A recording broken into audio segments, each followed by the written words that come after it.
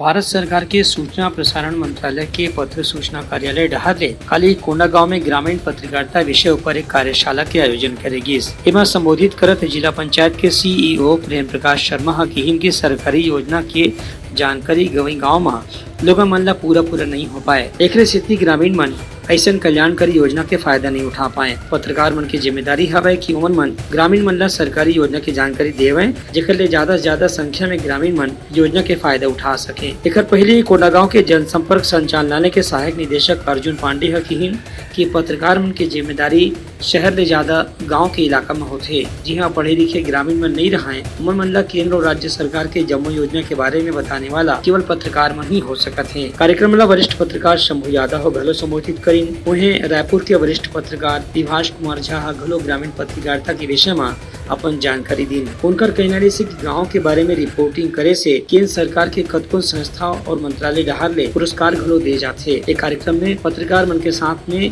प्रतिभागी मन सवाल जवाब घलो करें। ब्यूरो रिपोर्ट उतलंघा न्यूज।